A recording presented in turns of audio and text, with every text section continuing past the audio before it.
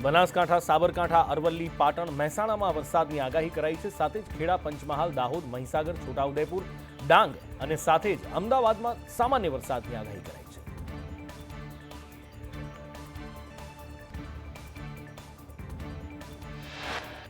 હજી તો અષાઢ મહિનો બેઠો જ છે અને સિઝનનો 51.9% વરસાદ રાજ્યમાં વરસી ચૂક્યો છે. પ્રવક્તા મંત્રી ઋષિકેશ પટેલના જણાવ્યા અનુસાર સરદાર સરોવર ડેમ 52.96% ભરાયો.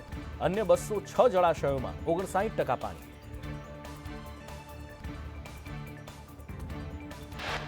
ચૈતર વસાવાના સમર્થનમાં આવેદન આપવા ગયેલા આપ કાર્યકરોનું પોલીસ સાથે ઘર્ષણ થયું. કાર્યકરોએ પોલીસ તેરી તાનાશાહી નહીં ચલેગીના નારા લગાવ્યા. ચૈતર વસાવાની પત્ની પણ રેલીમાં જોડાયા.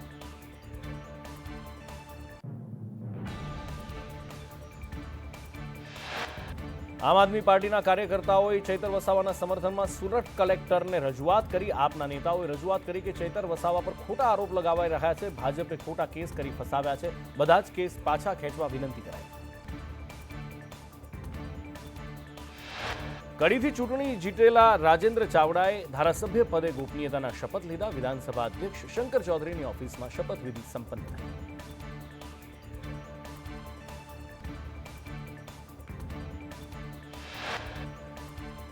કેબિનેટ મંત્રી ઋષિકેશ પટેલે કહ્યું, કડીમાં આમ આદમી પાર્ટીના ઉમેદવારની ડિપોઝિટ જપ્ત થઈ. ગોપાલ ઇટાલિયા પોતાના કામમાં ધ્યાન આપે અને લોકોના કામ કરે. સામાન્ય ચૂંટણીમાં જનતા ફરી હિસાબ કરશે.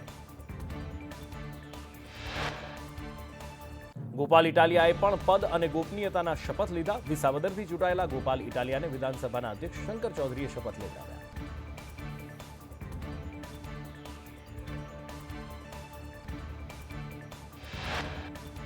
ધારાસભ્ય પદના શપથ લીધા બાદ ગોપાલ ઇટાલિયાએ કહ્યું, ખેડૂતો અને ગામડાઓની સેવા માટે સંકલ્પ લીધા છે. રોજ થતા અત્યાચાર અને અન્યાયને ક્યાં સુધી સહન કરીશું?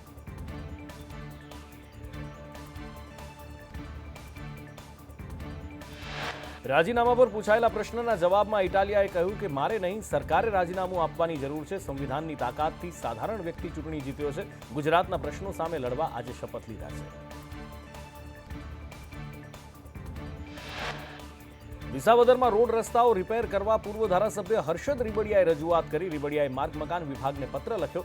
વિસાવદર, ભેંસાણ અને જૂનાગઢના બિસ્માર રસ્તાઓ તાત્કાલિક રિપેર કરવા માંગણી કરી.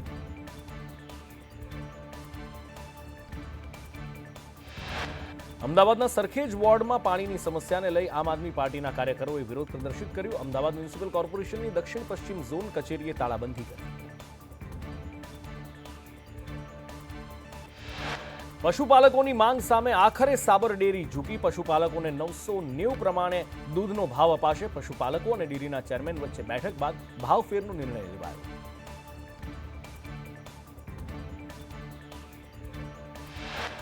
સાબર ડેરીના પશુપાલકોના સમર્થનમાં કોંગ્રેસ આવી. ખેડબ્રહ્માના ધારાસભ્ય તુષાર ચૌધરીની આગેવાનીમાં સાબર ડેરીને આવેદનપત્ર અપાયું. પોલીસે કરેલી કાર્યવાહી સામે કોંગ્રેસે સવાલ ઉઠાવ્યા. કાર્યવાહીમાં લેવાયેલ ટીયર ગેસના શેલ એક્સપાયર હોવાના ડેટા અપાયા.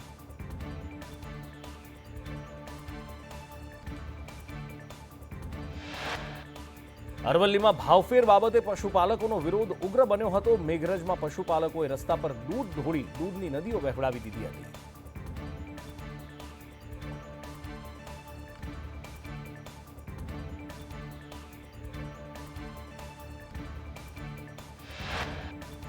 સાબર ડેરીમાં પશુપાલકોના આંદોલનને લઈ દૂધ બંધ થતા ડેરીના પ્રોડક્શનને માઠી અસર પડી. બટર, પનીર, દૂધ પાવડર, શ્રીખંડના પ્લાન્ટ બંધ થઈ ગયા. દૂધની અછતને લઈ વિતરણ વ્યવસ્થા પર અસર દેખાઈ.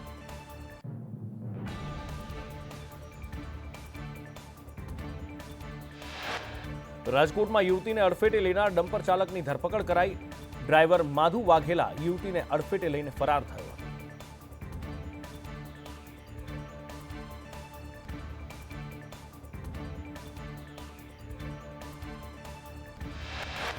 ડમ્પરની અડફેટે યુવતીના થયેલા મૃત્યુ બાબતે સાંસદ રામ મોકરિયાએ કહ્યું કે આરટીઓ અને ટ્રાફિક પોલીસે વાટકી વ્યવહાર બંધ કરવો જોઈએ. દંડ લઈને કામ પૂરું ન કરો, કાયદેસર કાર્યવાહી કરો.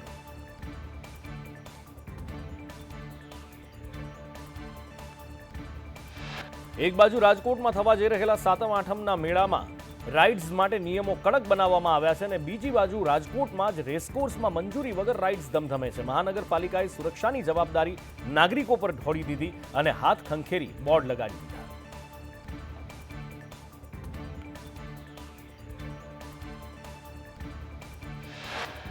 સુરતની વીર નર્મદ દક્ષિણ ગુજરાત યુનિવર્સિટીએ ગરબા માટે ભાડે આપેલ ગ્રાઉન્ડનો કરાર રદ કર્યો.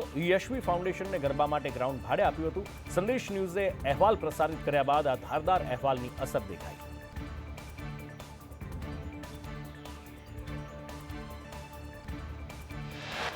નવરચિત 9 મહાનગરપાલિકાઓનું સીમાંકન જાહેર કરાયું. 9 મહાનગરપાલિકામાં 13 વોર્ડ 52 બેઠકની રચના કરાઈ. મહાનગરપાલિકાની આસપાસના વિસ્તારોને ભેળવીને સીમાંકન કરાયું.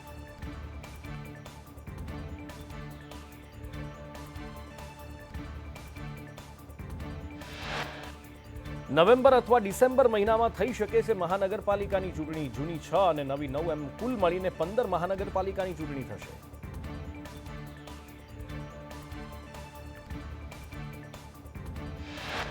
અમદાવાદના માંડલમાં જર્જરિત ટાંકી તોડી પડાઈ. ચબુતરા ચોક નજીક રાણીપરામાં ટાંકી જમીનદોસ્ત કરાઈ. ટાંકી જર્જરિત થતા સ્થાનિકોએ ફરિયાદ કરી હતી.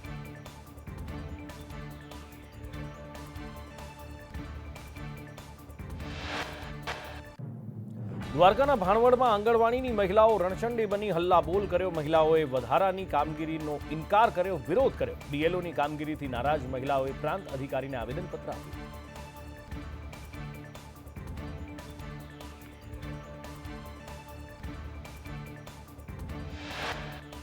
સુરતમાં 14 વર્ષની સગીરાએ બિલ્ડિંગના ચોથા માળેથી કૂદીને આપઘાત કર્યો. સગીરાને ફળિયામાં રહેતા યુવક સાથે મિત્રતા હતી, જેની જાણ માતા પિતાને થતા સગીરાને ઠપકો આપ્યો હતો. બનાસકાંઠાના થરાદમાં છેતરપિંડી કરનાર નરેશ દેસાઈ 2 વર્ષે ઝડપાયો. નરેશ દેસાઈ એક જ પ્રોપર્ટી જુદા જુદા લોકોને પધરાવી છેતરપિંડી કરતો હતો. સુરત મહાનગરપાલિકાના સફાઈ કર્મચારીએ 10 લાખની ઠગાઈ કરી. બોગસ પગાર સ્લીપ રજૂ કરી બેંક સાથે છેતરપિંડી કરી. મજૂરા ગેટની એસબીઆઈ બેંક સાથે ઠગાઈ કરી. મોન્ટુ પટેલના 8 દિવસના આગોતરા જામીન મંજૂર થયા. દિલ્હી એસીબી કોર્ટે જામીન મંજૂર કર્યા. વીપી મોન્ટુ પટેલનો ચાર્જ જશુ ચૌધરીને સોંપાયો.